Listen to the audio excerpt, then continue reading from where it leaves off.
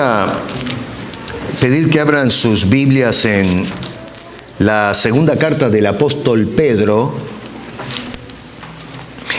y vamos a leer desde los versículos 5 al...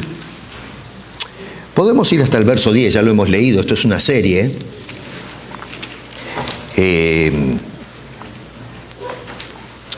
Capítulo 1, verso 5, y vamos a trabajar un poquito con esos pasajes.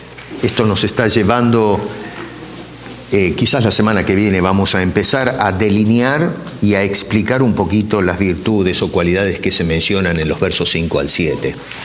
Pero por ahora, dice el apóstol Pedro, vosotros también poniendo toda diligencia por esto mismo, añadid a vuestra fe virtud, a la virtud conocimiento, al conocimiento dominio propio, al dominio propio paciencia, a la paciencia piedad, a la piedad afecto fraternal y al afecto fraternal amor.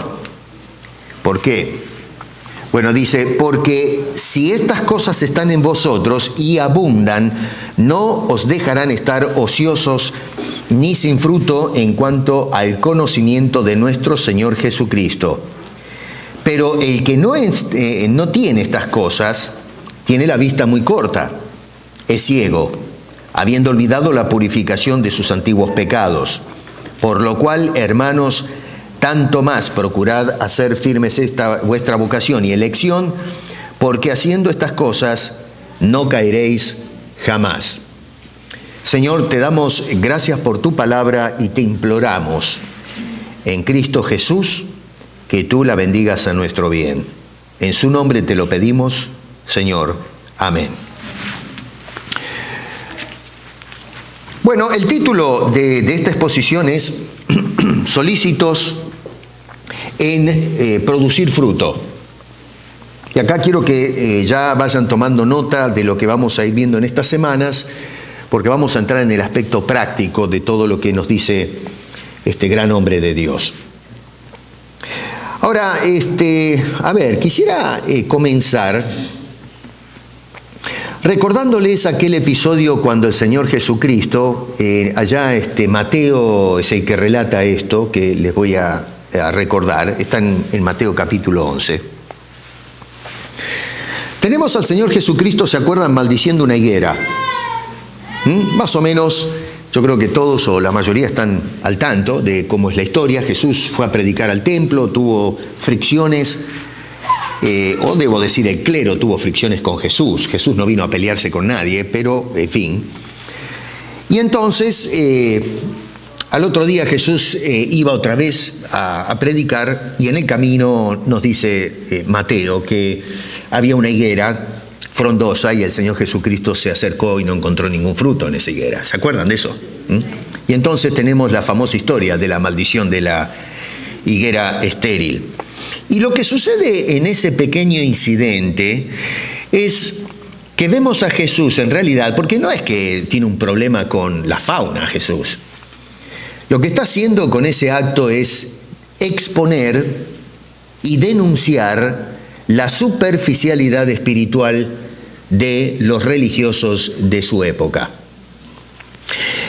Y claro, yo no tengo tiempo ahora para explayarme en eso, pero en fin, no es un asunto del momento, porque ya esto era un problema de lastre que tenían los judíos. Por siglos fueron obstinados en cuanto a las cosas de Dios.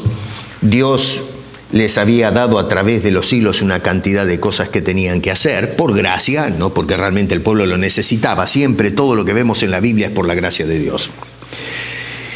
Y bueno, la gente se acostumbró a una manera de hacer culto que no iba con la voluntad de Dios. Y entonces Jesús va a ejemplificar la condición estéril de la nación, que ya venía, como digo, era una tradición prácticamente, lo va a ejemplificar con esa higuera que fue maldecida y entonces quedó arruinada. En los tiempos de Jesús se tenía un culto bien organizado. Cuando ustedes estudian un poquito cómo se hacían las cosas en el templo, y aún en las sinagogas, fuera, ¿no es cierto?, de Jerusalén, el templo estaba en la capital, luego había institutos o lugares donde la gente se congregaba y estudiaba la Biblia y adoraban a Dios. Eso los conocemos como sinagogas.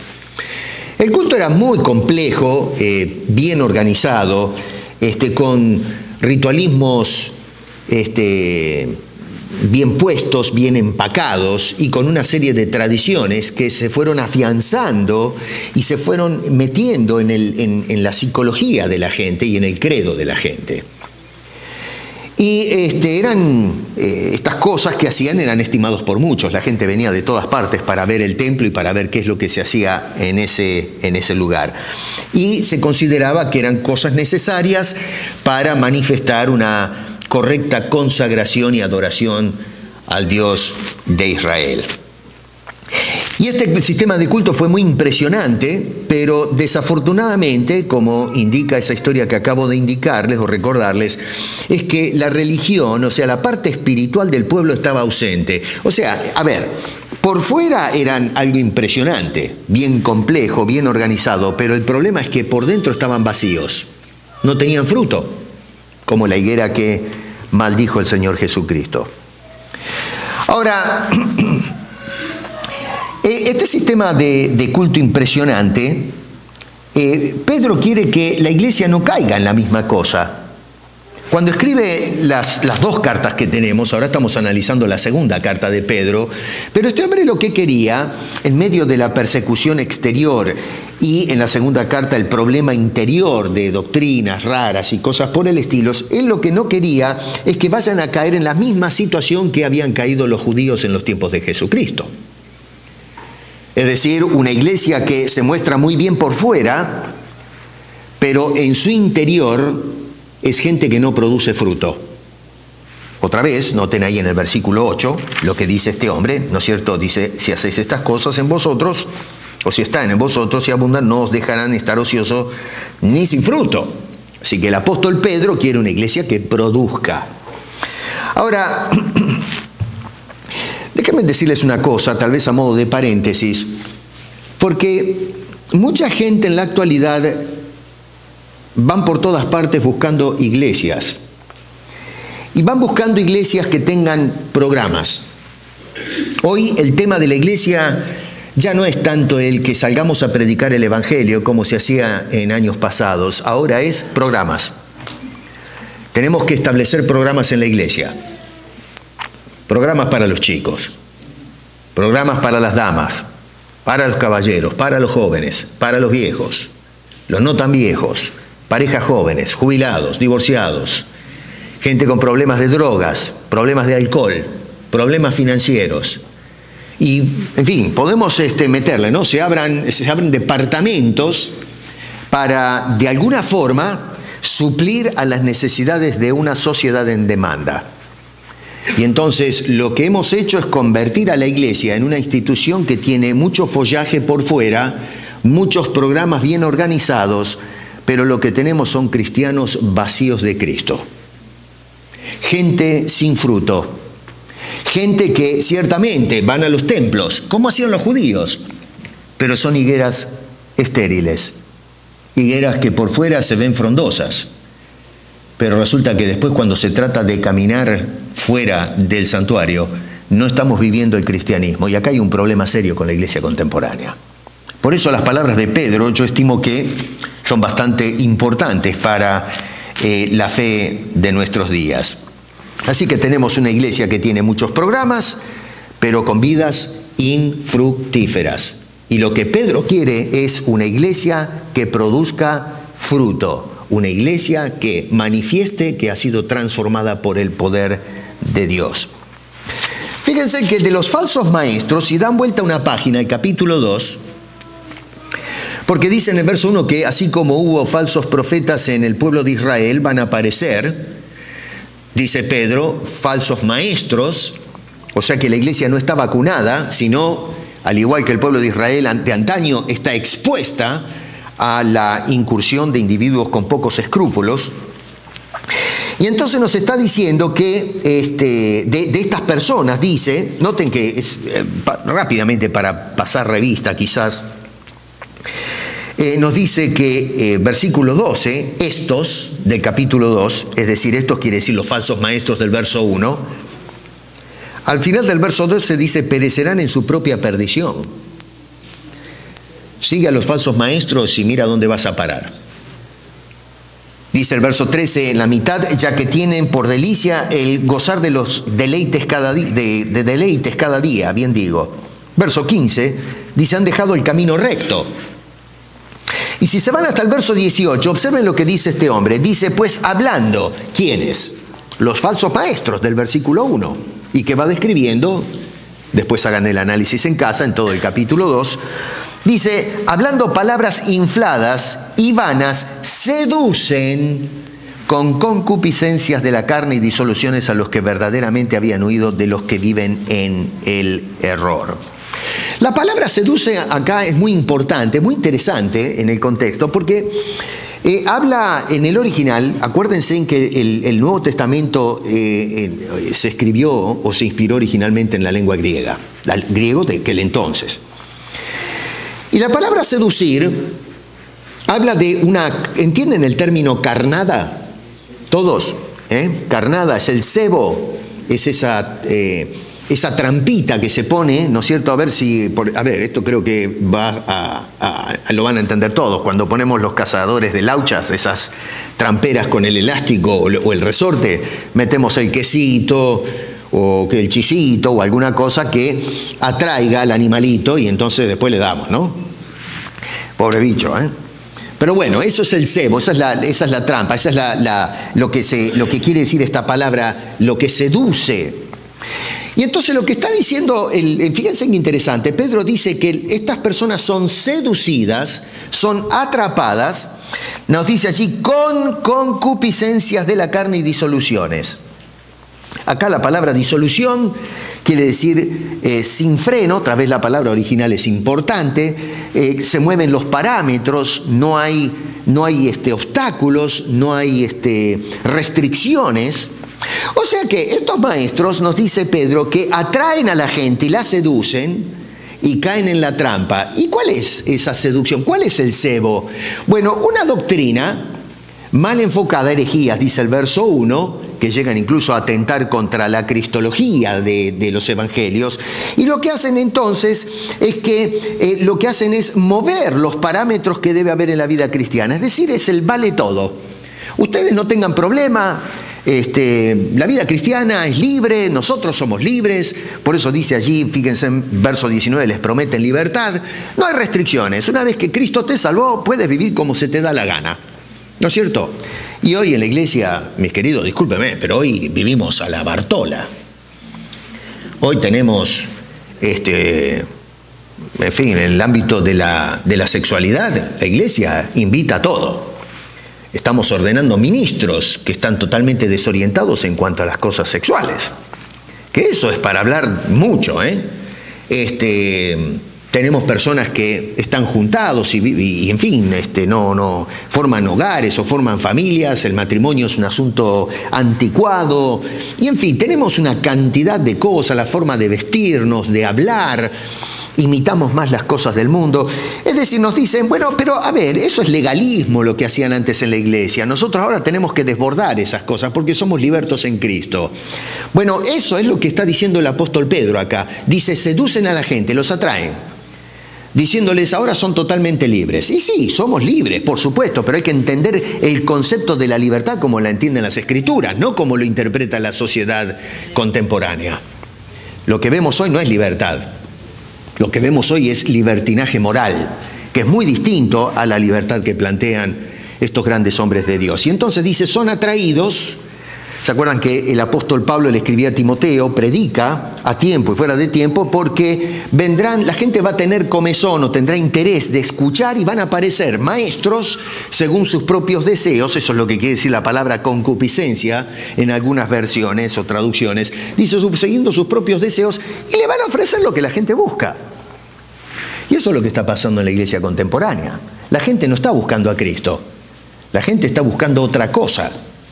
prosperidad, sanidad y qué sé, una cantidad de cosas del momento, pero no hay preocupación por la transformación del alma. Así que dice que estos hombres van a seducir. ¿Y cómo lo hacen? ¿Cuál es la táctica? Bueno, noten en el versículo 18 que dice que hablarán palabras infladas y vanas. Es decir, que van a hablar demasiado, van a tener una retórica contagiosa, seductora, y van a hablar mucho, pero cosas sin sentido, sin sustancia, vacías de las cosas de Dios. Miren, yo digo siempre esto, ¿no? Hoy en la iglesia, hermano querido, tenemos un serio problema porque usted agarra a la gente hoy, escucha los sermones y leen un versículo bíblico, cierran la Biblia y comienzan a hablar, y hablar, y hablar, y hablar. Lo que vemos es un discurso en los púlpitos. No hay más una exposición de las Sagradas Escrituras. No dejamos que la Biblia le hable al pueblo de Dios. ¿Y por qué la iglesia hoy está andando mal? Porque ya no abrimos la Biblia. Lo que hacemos es leer un versículo de la Biblia y comenzamos a escuchar a estos maestros que empiezan a tirarnos un montón de cosas que nos desorientan, que se alejan de la Biblia, y terminamos entonces creyendo cualquier cosa. Noten que dice este hombre, les prometen libertad, verso 19, y son ellos mismos esclavos de corrupción, es decir, los maestros. Ahora, algunas personas van a argumentar que el apóstol Pedro está hablando a cristianos acá. Está hablando de creyentes que de alguna forma están siendo seducidos. Noten que dice verso 20, ciertamente si habiéndose ellos escapados de las contaminaciones del mundo, por el conocimiento del Señor y Salvador Jesucristo, enredándose en ellas, son vencidos, su postrer estado viene a ser peor que el primero. Porque mejor les hubiera sido no haber conocido el camino de la justicia que después de haberlo conocido volverse atrás del santo mandamiento que les fue dado. Entonces algunos agarran esos dos versículos y dicen, bueno, acá está hablando de personas cristianas que fueron seducidos por estos falsos maestros, por lo tanto, entonces ya tuvieron contacto con la palabra de Dios. Dice que tuvieron la experiencia, ¿no es cierto?, del mandamiento y la gracia de Dios, y entonces estas personas, debido a que han seguido el error, pueden caer y caen, definitivamente caen de esa posición que les ha dado Cristo. Otra vez, si vamos al capítulo 1, versículo 10, dice, por lo cual, hermanos, tanto más, procurad hacer firme vuestra vocación y elección, porque haciendo estas cosas no caeréis jamás. Así que tenemos este cuadro. Pedro dice, si hacen estas cosas, las del verso 5 al 7, les aseguro que no van a caer. Si no las hacen, se caen. Ustedes cristianos, si no hacen esto, se caen. Y decimos, perderás la salvación. Y luego vamos a los versículos 20 al 21 del capítulo 2 para reforzar esa teoría que Pedro está hablando de que los cristianos pueden caer. Pero ¿saben una cosa? Eso es incorrecto. Pedro en ningún momento está hablando en este contexto de cristianos que caen, sino de personas que nunca llegaron a ser cristianos y por eso caen. El cristiano, Pedro quiere dejarnos en la cabeza que si hemos nacido de nuevo, somos personas regeneradas, tu posición en Cristo es segura para siempre. Y es la persona que no ha sido salvada la que no tiene la seguridad. ¿Y cómo sabemos eso? Bueno, observen otra vez algo muy interesante, esto ya es un tema de exégesis. Pero noten ustedes que dice en el versículo 20 al final, enredándose otra vez en esas cosas, dice, son vencidos y su postrer estado viene a ser peor que el primero. Tomen nota primero el detalle, dice, su estado después va a ser peor que el primer estado. No habla de 3 estados, sino que habla de 2 estados, el postrero y el primero. El primero es cuando estaban en el pecado. El postrer estado es peor de lo que estaban antes. Pero se dieron cuenta que no habla de una transición donde estaban en un estado deplorable, vinieron a salvarse, así que el estado de ellos era perfecto, y entonces después el postrer estado, después de ese intermedio que es Cristo, cayeron y están peor que el primero. No, él habla de 2 estados, el primero y el postrero. Y no solamente eso, pero en el verso 21, que esto es donde se pasa, 22, que se pasa por alto acá, es donde el apóstol Pedro va a cerrar todo el asunto y va a identificar de quiénes está hablando, y no está hablando de cristianos. Y lo va a ejemplificar en una forma muy cruda. Hoy no usaríamos estas palabras, ¿no? Pero bueno, dice, les aconteció a estas personas lo del verdadero proverbio. Y entonces nos plantea ese proverbio. Dice, el perro vuelve a su vómito y la puerca lavada a revolcarse en el cielo. O sea, habla de dos estados. Un perro, que para los judíos es un animal inmundo. La puerca, el cerdo, exactamente lo mismo. Dice, era perro y sigue siendo perro. ¿Y cómo sabemos que sigue siendo perro? Y porque hace las cosas, las perrerías que hacía el perro. Y la puerca, lo mismo. La puerca la lavaron, la limpiaron. Dice un dicho, ¿no es cierto?, que a la puerca la visten de rosa y sigue siendo puerca. Los monos igual, ¿no? Bueno, usted le pega una ducha con jabón y shampoo al puerco ese, pero después que salió de lavarse, ¿qué hace el puerco? Encuentra barro y se mete de cabeza adentro. ¿Y por qué? Porque su naturaleza es un puerco, es un cerdo. Y el perro, y porque su naturaleza es un perro. La Biblia nunca compara a un hijo de Dios transformado, regenerado, santificado como un perro o con una puerca. Dice que han sido lavados, que han sido santificados. El mismo Pedro nos dice en la primera carta, en el capítulo 2, verso 9, dice, mas vosotros sois. No dice seráis o fuiste, sino sois linaje escogido, real sacerdocio, nación santa, pueblo adquirido por Dios. O sea que no somos perros y puercas. Hay que leer a Pedro en su debido contexto y no agarrar versículos fuera de contexto. Es una pena que leemos los versos 21 y 22 y perdemos de vista el verso 20 y 21 y dejamos de lado el versículo 22, que es el que ata todo el argumento del apóstol Pablo. Los falsos maestros y todas aquellas personas que son seducidos por estos maestros son puercos y cerdas. Claro, hoy, en fin, qué sé yo, nadie predicaría, creo yo no lo haría. No le voy a decir a la gente, ustedes son perros, son cerdos.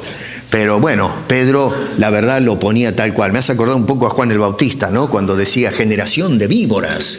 Cosa tremenda, que a los religiosos de la época le dice, ustedes son generación de víboras. Bueno, los tiempos han cambiado, ahora nos expresamos un poco diferentes, pero la gravedad y urgencia del asunto no cambia. Así que esto es importante que lo veamos contextualmente. Así que muchos interpretan equivocadamente estos versículos para justificar que los cristianos, si no hacen estas cosas, se caen. Pedro nunca dijo eso.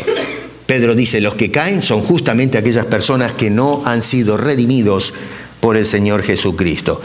En cuanto a los verdaderos cristianos, y ahora sí, noten ustedes que dice Pedro en el capítulo 1, versículo 5, que añadan, toma nota, a ellos les dice, añadan a sus vidas las cosas enlistadas en los versículos 5 al 7. Estamos en el capítulo 1 ahora.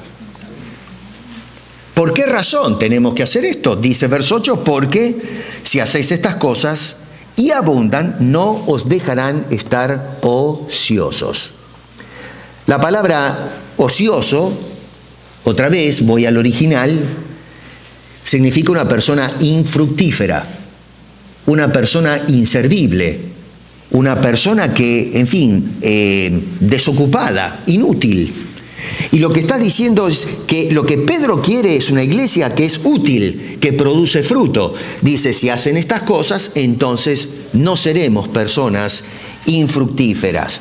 Ahora, no es que, noten ustedes que dice en el versículo 9 que estas personas que son ociosos o que están desocupados o infructíferos, noten que dice en el verso 9 que son personas ciegas. ¿Lo ven eso en sus Biblias? Síganme con sus Biblias. Dice, están ciegos. Personas ciegas, personas que no ven, personas que no perciben las cosas espirituales. Las personas que, otra vez en el capítulo 2 va a describir como los que han sido seducidos por falsos maestros y que ciertamente como falsos maestros están en la iglesia, están enseñando, los otros también van a la iglesia, cantan, qué sé yo, en los tiempos de Pedro, y están allí metidos, pero realmente no agarran la onda.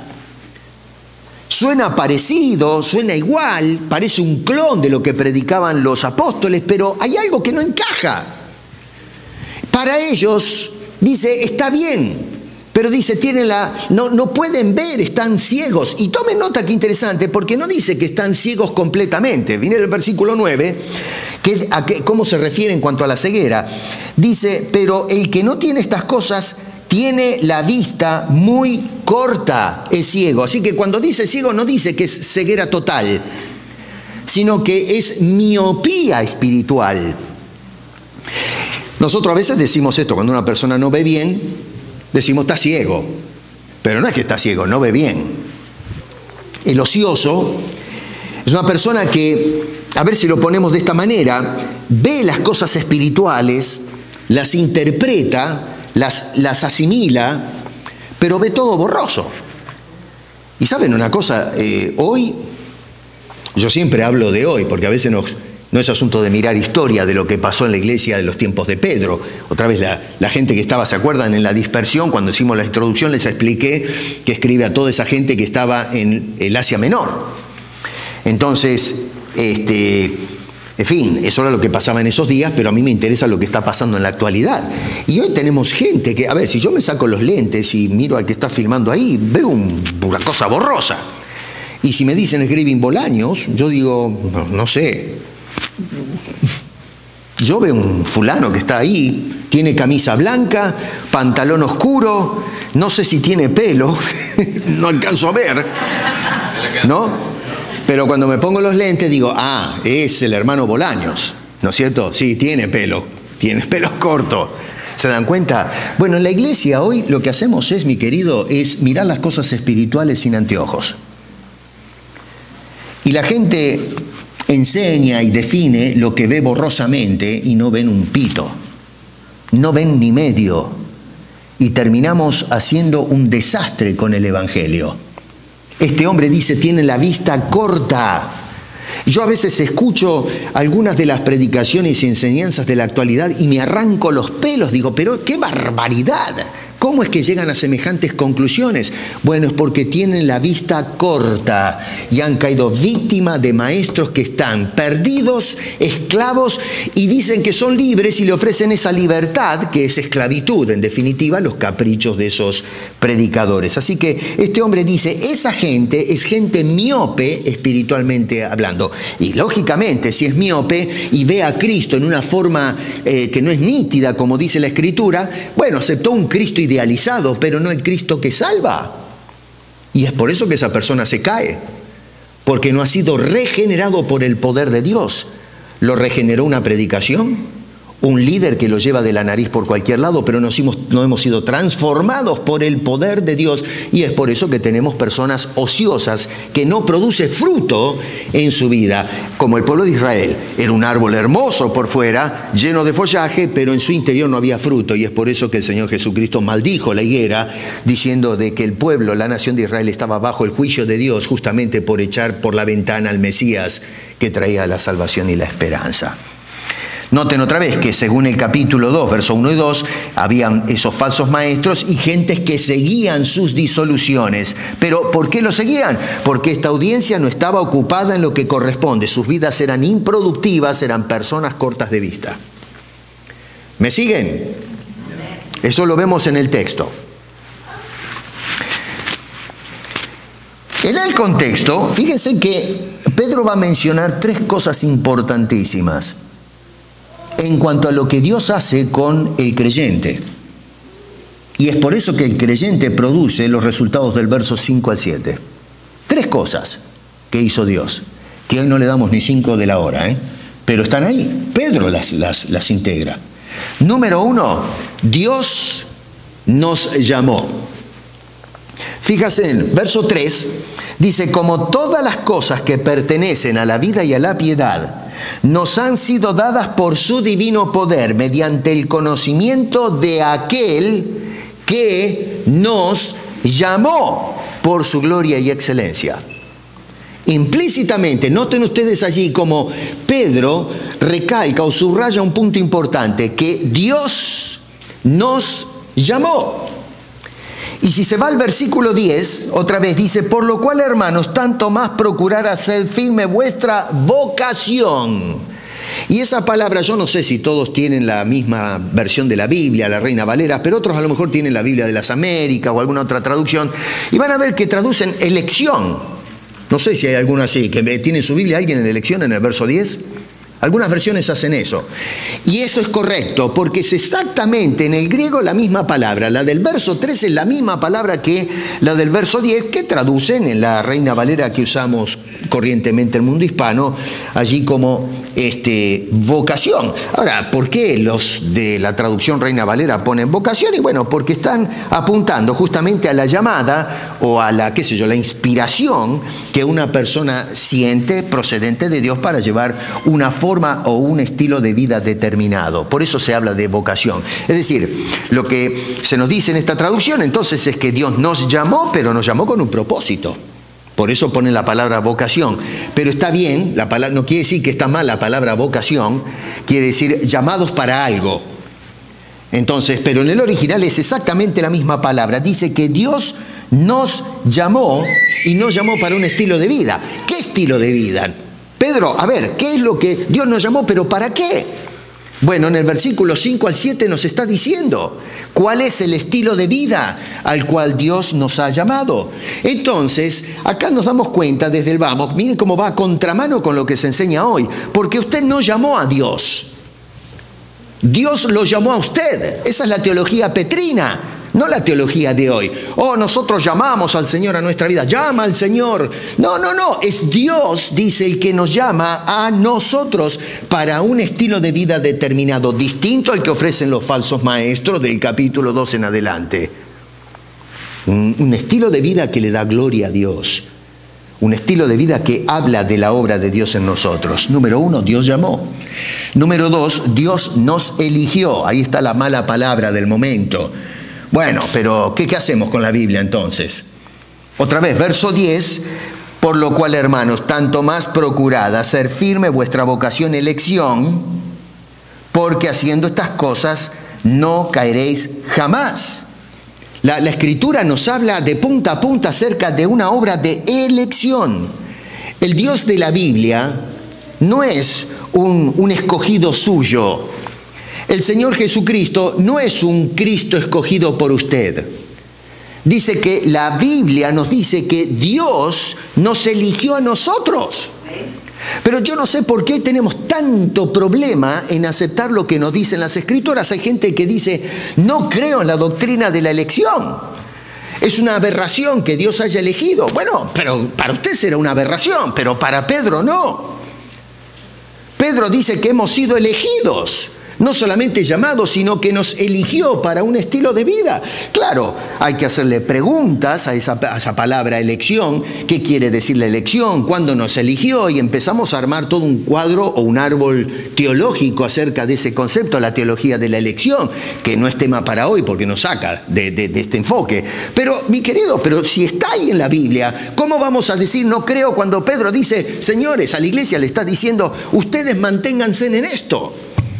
En la vocación y en la elección. ¿Pero qué estaba loco este hombre? ¿Era Pedro un hombre de vista corta que no veía ni sabía de lo que estaba hablando? Pero por favor, dice este hombre, Dios nos eligió. El Señor Jesucristo, cuando elaboraba en su último mensaje a los discípulos antes de partir a la cruz y después a la presencia del Padre, Juan registra las últimas palabras, el último discurso de Jesús, que era un discurso íntimo con los suyos, no público. Están en Juan capítulo 14 al 17, es hermoso eso. Y Pablo va a decir unas palabras, Jesús va a decir unas palabras que nos paran en seco, le da vuelta a toda nuestra teología contemporánea. Jesús dice, escuche esto, no me eligieron ustedes a mí. Otra vez habla de elección. Y dice, ustedes a mí no me eligieron. Vamos, Jesús. ¿Cómo que no te elegí? Si yo me acuerdo cuando me predicó el pastor, y me habló de Jesucristo y de la cruz, y yo dije, Señor, a mí me conviene esto. Yo acá invierto en la vida eterna, así que yo te escojo como mi Señor y Salvador. Está bien, esa es su opinión, ¿no es cierto? Pero ahora dejamos que, no que hable usted o el predicador, sino que hable Jesucristo. ¿Y Jesús qué dice? No me eligieron ustedes a mí. Yo los elegí a ustedes. ¿Qué me cuentan? Miren si no le da vuelta patas para arriba a toda nuestra manera de pensar y de hacer teología. Jesús dice, ustedes no me eligieron, yo los elegí a ustedes. Y no solamente eso, pero cuando analizamos las palabras de Jesús nos sacan de base. Porque dice no solamente que nos eligió a nosotros, sino que nos eligió con un propósito que ya está determinado. Dice, y os he puesto para algo. No solamente yo los elijo a ustedes, no ustedes a mí. Y eso que miramos los evangelios, miramos a Pedro y a los discípulos diciéndole a sus amigos y sus compañeros, vengan, vení, que hemos visto a Cristo, ¿no? Como que ellos eligen seguir a Jesús. Dejaron algunos que seguían a Juan el Bautista, decidieron dejar a Juan el Bautista y eligieron seguir a Jesús. Está bien, desde el punto de vista humano eso es lo que hicieron. Pero ¿por qué hicieron eso? Porque Jesús los eligió a ellos. Y dice, los elegí y los he puesto para que vayáis y llevéis fruto. Y no solamente eso, pero les garantiza que se va a hacer eso. No quizás lleven fruto, sino así está determinado. Nota que termina Jesús, el Maestro, diciendo, y llevéis fruto y vuestro fruto permanezca. Pero a ver, ¿por qué no leemos todo y bien? No la mitad lo que nos conviene. Dice, los he escogido a ustedes para que vayan, lleven fruto y el fruto que van a llevar se mantenga. No es un asunto de que se marchitará, se caerá del árbol y salgamos con un montón de alegorías extrañas. Dice, yo estoy encargado de hacer todo esto. Algunos nos dicen, bueno, un momento, pare ahí, pare un poquito, no se apure, porque ahí está hablando de los discípulos, no está hablando de la iglesia, ¿no es cierto? Está bien, ahí me agarraron. Está hablando de la iglesia, mejor dicho, de los discípulos. Está agarrando a los discípulos y dice, a ustedes los elegí. Pero si seguimos leyendo, no ese versículo solamente, sino todo el sermón que les dio Jesús, que va desde el capítulo 14 al capítulo 17, no la mitad del sermón, la cuarta parte del sermón. Jesús en el capítulo 17 va a cerrar el sermón con una hermosa oración pastoral y va a decir, no solamente pido por esto, sino por los que van a creer por la predicación de ellos. Así que Jesús desborda ahora ese aposento, esa reunión con los discípulos y habla de aquellos que van a ser influenciados con la enseñanza de estos hombres. Lee tu Biblia por el amor de Dios. Lee tu Biblia. No escuches a los charlantines de los púlpitos. En el nombre de Cristo, lee tu Biblia. Escucha al Señor, no escuches a los mortales. El apóstol Pedro, ya Jesucristo está resucitado y exaltado a la diestra de Dios, le escribe a la iglesia. Y noten que interesante, porque Pedro ahora va a tomar las palabras de Jesús diciendo que ellos también fueron elegidos. Dice, yo los elegí a ustedes no me eligieron a mí, dijo Jesús y estaba Pedro ahí. Pero ahora le está diciendo en el versículo 10, hermanos, tanto más procurar hacer firme vuestra vocación y, ¿qué cosa? Elección. Ustedes también son elegidos de Dios. Claro que es una tremenda caja de Pandora cuando abrimos esto, pero no me interesa eso. Esos temas para estudiar, pero lo cierto es que nosotros también somos elegidos por el Señor. Por eso es que en el versículo 1 del capítulo 1, Pedro arrancó todo esto diciendo, siervo y apóstol de Jesucristo, a los que habéis alcanzado por la justicia de nuestro Dios y Salvador Jesucristo, una fe igualmente preciosa que la nuestra.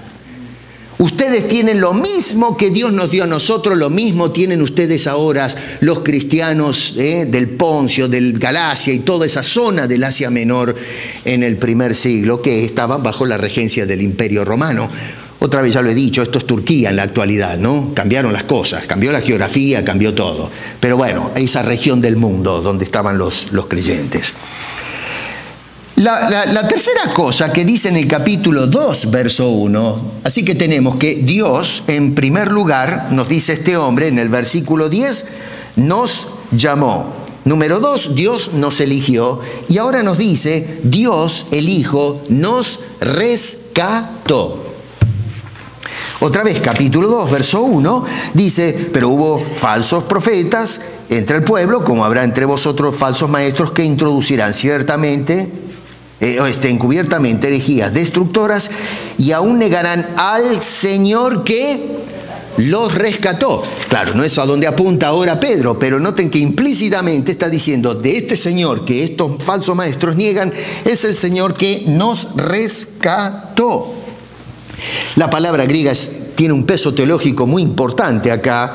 En otros lugares se traduce como redimir. La palabra es agorazo, que significa, en nuestro idioma español, da la idea de la persona que paga. A ver si lo pongo de esta manera para que entiendan la idea, donde apunta Pedro acá.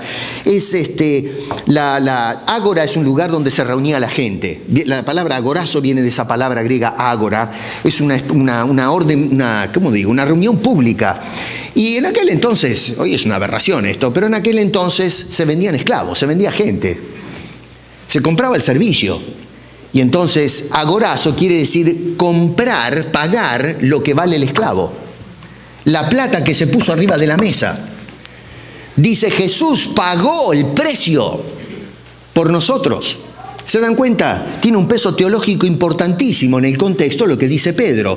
Esa palabra griega es Jesús pagó el precio con su sangre por nuestras almas. Somos propiedad suya.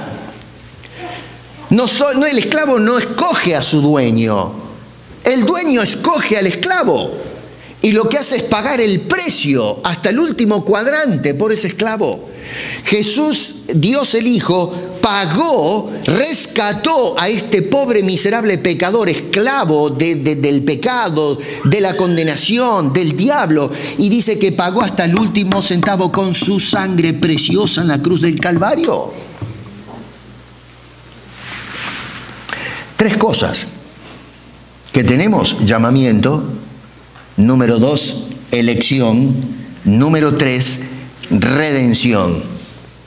Y noten que no hizo estas cosas extraordinarias para que nuestra vida sea una vida infructífera.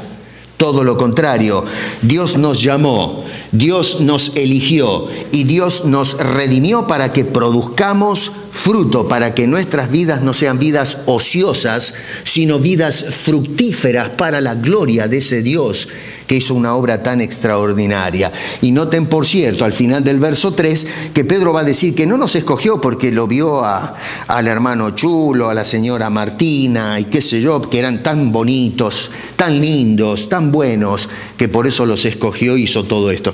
No, dice que lo hizo, fíjate al final del verso 3, por su gloria y excelencia. Dios lo hizo por sí solo y para sí solo, para su gloria y por su gloria. Entonces el propósito de Dios es hacernos huir, según el contexto, en el verso 4 al final, de la corrupción que hay en el mundo, con el fin de que nuestras vidas produzcan fruto. ¿Se dan cuenta la dinámica de la forma de pensar de Pedro? Que es totalmente ajena a cómo se piensa en la actualidad. Bueno, pero ¿qué garantías tengo yo de que mi vida va a producir fruto? Está bien, está todo muy lindo, Pedro, ¿no? Bárbaro, pero ¿qué garantía tengo yo hoy, después de 2000 años, de lo que dice este hombre? Que mi vida va a producir fruto por lo que Dios hizo. Dios me eligió, Dios me llamó, Dios me redimió, pero ok, fenómeno. Está todo bárbaro, pero ¿qué garantía tengo yo que Dios puede sacarle el jugo a mi vida? Bueno, este hombre ya nos mostró, las hemos visto las semanas anteriores, si prestaron atención, y si no los remito a los videos que están ahí, hagan el estudio en casa. 4 cosas que nos ha dado el Señor. La primera es, verso 1, Dios nos ha dado una fe común a todos. Número 2, verso 2, Dios nos ha dado el experimentar gracia y paz creciente. Número 3, verso 3, Dios nos ha dado todo lo que pertenece a la vida y a la piedad. Fíjese que está ahí, yo no le estoy inventando ninguna cosa acá. Y verso 4, cuarto punto, dice que nos ha dado el ser participantes de la naturaleza divina, que es lo que vimos la semana pasada, si se acuerdan un poquito. ¿Cómo vamos a argumentar nosotros que no puedo cambiar? ¿Cómo vamos a decir nosotros, realmente yo soy así y qué voy a hacer? No puedo cambiar, no puedo producir fruto en mi vida. No puedo implementar estas cosas que me pide Pedro de mi vida. Para mí es un imposible. Porque cuando nosotros decimos que no puedo, estamos diciendo Dios no puede. Y cuando decimos Dios no puede, estamos degradando la potestad y la obra de Dios que hizo con el creyente. Es justamente la persona en quien Dios no ha obrado estas cosas que se cae. Pero la razón del por qué se cae no es porque la persona es creyente que no es firme, no, es que no es firme porque nunca fue afirmado por Dios. Porque en el contexto Pedro está diciendo, sí, por eso arranca hablando de Dios y después de nosotros. Y es lo que estuvimos hablando durante esta semana. Por eso les armé el cuadro teológico de lo que dice Pedro. Pero estos son unos versículos extraordinarios. Y este hombre está ayudándonos a pensar diferentes, que Dios puede hacer, sacar de mi vida cosas que yo por mí mismo no las puedo producir jamás. Dios produce fruto en la vida del creyente. Confía en tu Dios. Entrega tu vida en las manos de Dios para que Él vaya amoldando el hombre y la mujer que quiere hacer de tu propia vida.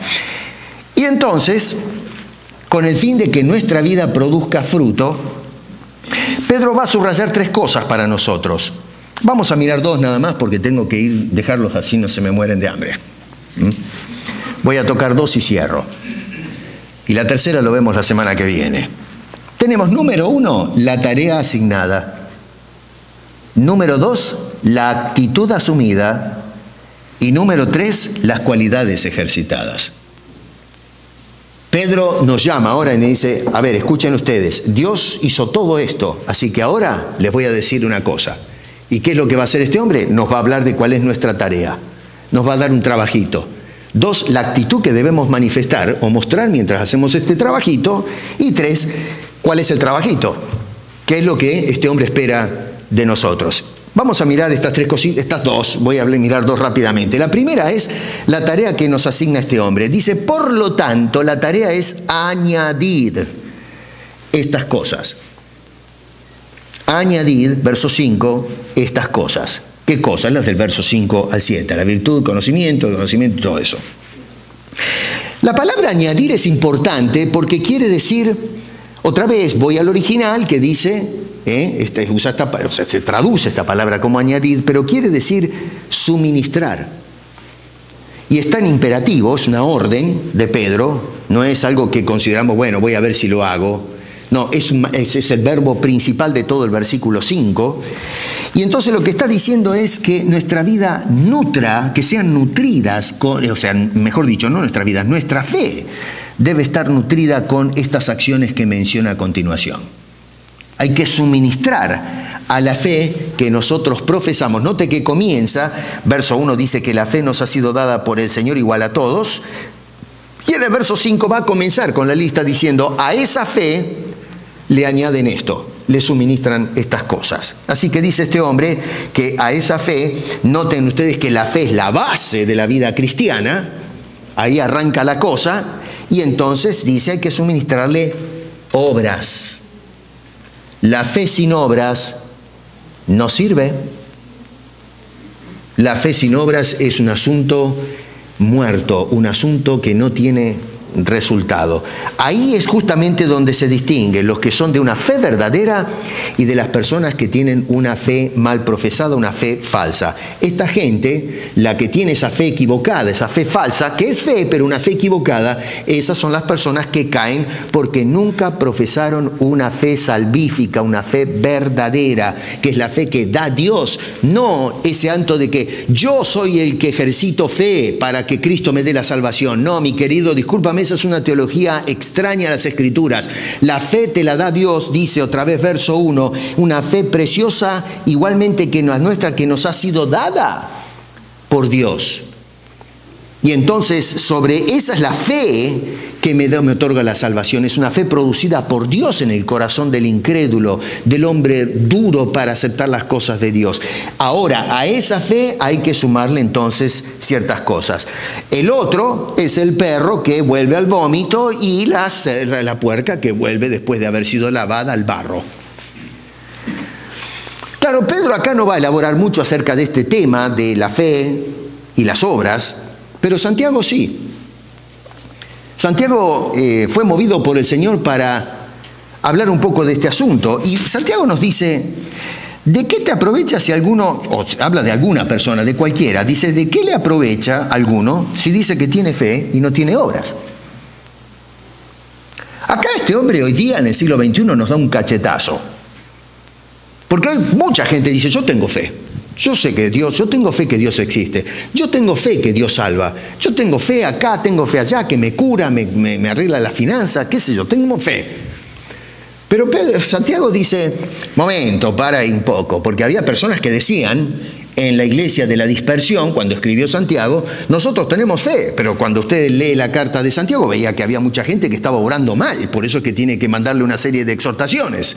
Y Pedro va a decir, Pedro, yo siempre me confundo con los nombres, ¿no? Santiago en este caso, dice, mira, si alguno dice que tiene fe y no tiene fruto, no tiene obras, dice este hombre, ¿podrá la fe salvarle? Así que, noten qué interesante, Santiago, Pedro está interesado en las obras, pero Santiago, el meollo del asunto es la salvación misma de la persona.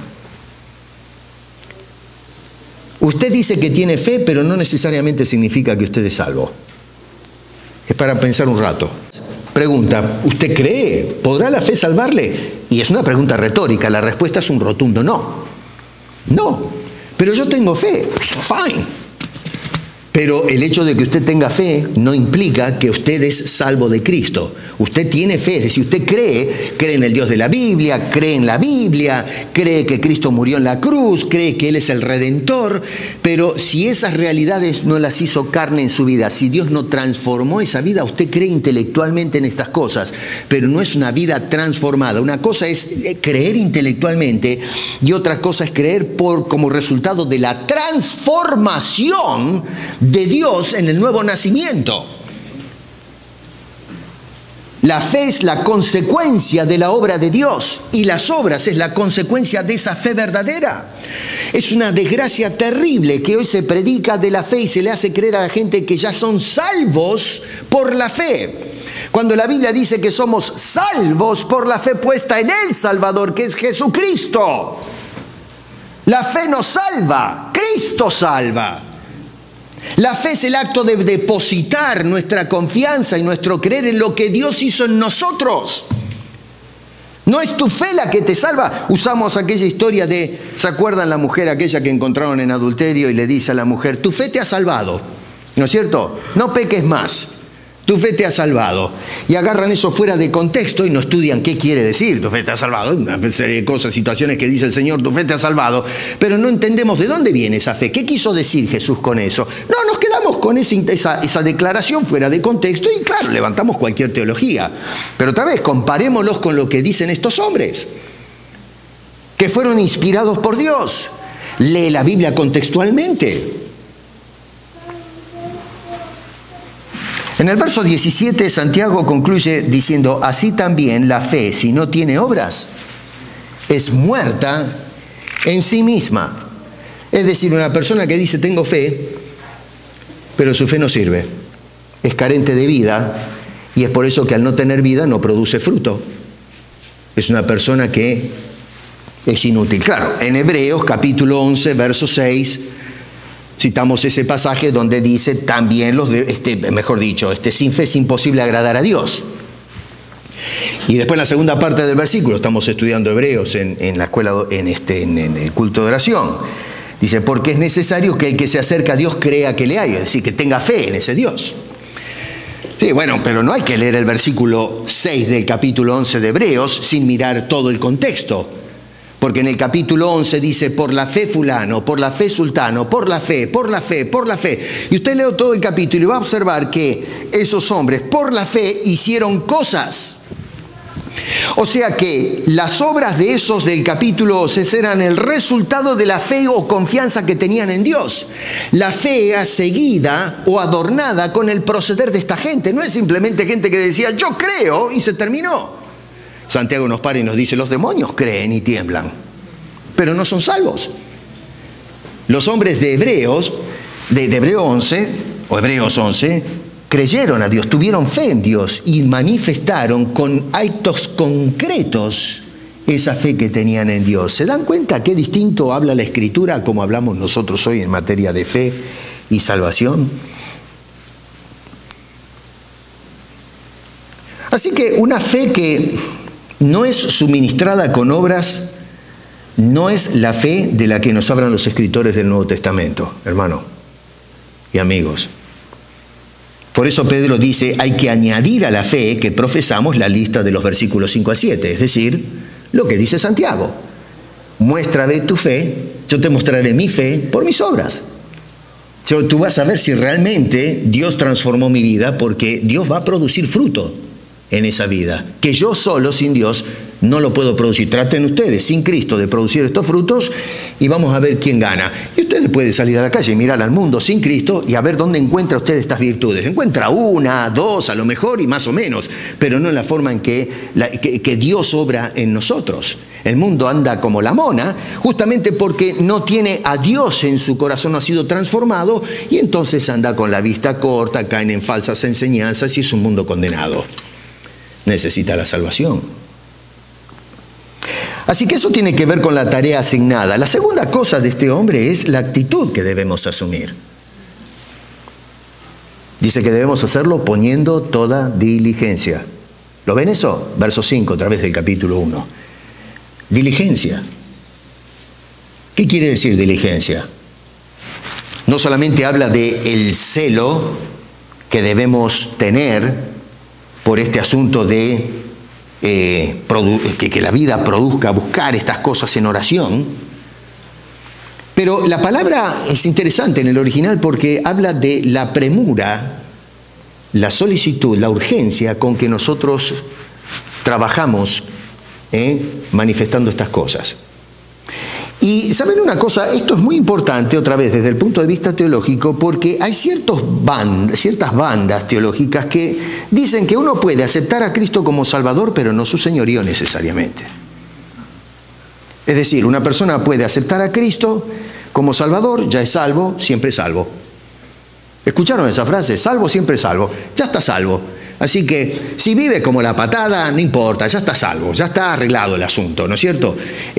Puede vivir con la salvación y después, a lo mejor, al final de la carrera, el hombre decide aceptar al Señor, a Jesucristo como Señor de su vida, y entonces puede pasar algo, y si se muere sin el señorío de Cristo, ya está salvo. No. Hay quienes escriben, he leído libros acerca de la defensa de esa doctrina equivocada y desde el punto de vista de la praxis es irreconciliable. Yo pienso un pastor que enseñe, mire, usted acepta a Cristo y la conducta suya no es lo importante ahora.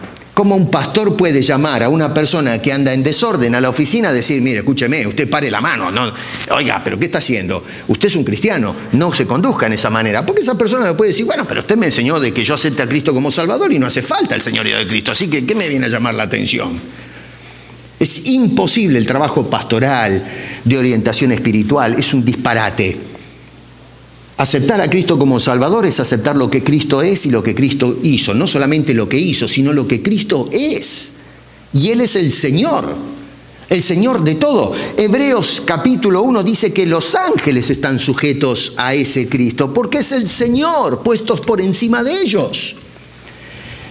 Nos dice la Biblia que todos se van a arrodillar tarde o temprano, creyentes y no creyentes, y hasta los demonios van a tener que arrodillarse y reconocer que Él es el Señor de señores y Rey de reyes. Dice este hombre entonces que tenemos que tener la prontitud, si somos realmente nacidos de nuevo, de sumar a la fe las obras. No que somos salvos por obras, porque eso tiene que ver con la salvación, pero Pedro acá no está hablando a los incrédulos. Al incrédulo hay que hablarle la salvación por gracia, no por obras. Tú no puedes hacer nada para recibir la salvación, tú tienes que simplemente aceptar lo que Dios te ofrece, que es la salvación en Cristo Jesús. Pero una vez que eres creyente, se espera ahora que, si eres verdadero hijo de Dios, que manifieste fruto, que son la evidencia que Dios está trabajando en tu vida. Porque si no produce fruto tu vida es porque Dios no está en tu vida trabajando. Y no es una falla de Dios, sino una falla de entender lo que es la fe salvífica, y es por eso que tú eres una persona que se cae de esa posición que habla Pedro. en el versículo 10. Nunca estuviste afirmado por Cristo. Estuviste afirmado por tu credo, estuviste afirmado por tu racionalización de las cosas, por un evangelio secundario, falso, pero no fuiste afirmado en la roca que es Cristo Jesús, y es por eso que te vienes abajo. Y mi consejo es, si eres uno de ellos, no te quedes ocioso. Ven a los pies de Cristo Jesús y acéptalo como el Señor y el Salvador de tu vida ahora. No juegues con tu destino eterno. Y nosotros que somos cristianos, pues entonces dejemos que Dios, no nosotros, sino Dios, comience a depurar su gracia y a producir el fruto que es resultado del Espíritu de Dios en nosotros, y entonces podremos manifestar estas cosas. Es el apóstol Juan en este caso, en el capítulo 2, y con esto los dejo, en el capítulo 2, verso 8, dice: por gracia sois salvos por medio de la fe, y esto no de vosotros, pues es don de Dios. Pero en el verso 10 dice: somos hechura suya. No te hiciste tú. Dice: somos hechura de Dios. Dice: creados en Cristo Jesús. Pero observa lo que dice: hemos sido creados para buenas obras, las cuales Dios, tú no, Dios preparó de antemano para que anduviésemos en ella. Tú no preparas nada para Dios. Eso no es la teología de Pablo. Esa es la teología de hoy, pero no la teología de Pablo. Pablo dice: Dios preparó las obras. No las está preparando, ya están. Yo no sé cómo es esto, qué sé yo. Alguien me puede decir: ¿pero cómo es posible eso? Bueno, ¿sabe qué? Cuando vayamos al cielo, pregúntele al Señor. No me pregunte a mí. Yo estoy igual que usted. Leo estas cosas y me quedo, pero cabizbajo, ¿no es cierto? Diciendo: a ver, pero soy un ignorante. ¿Cómo hace Dios estas cosas? Bueno, por eso Él es Dios y yo no. Entonces, creamos lo que nos dice Dios a través de la inspiración. Movió a este hombre a decirnos estas cosas.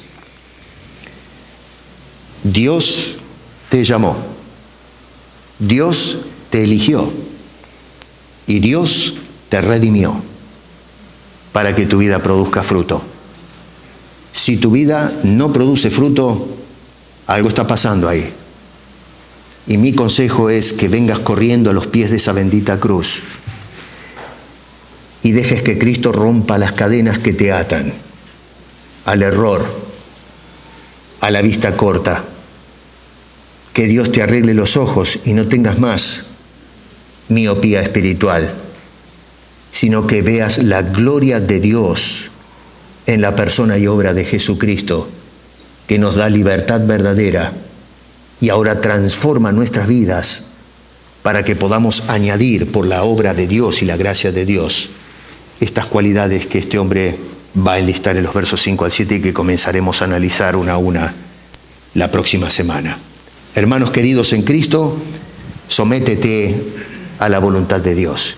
Y si no conoces a Cristo, yo te ruego que te sometas al llamado de Dios a través del Evangelio y aceptes a Cristo como tu Salvador y tu Señor. Y verás que tu vida es totalmente transformada cada día.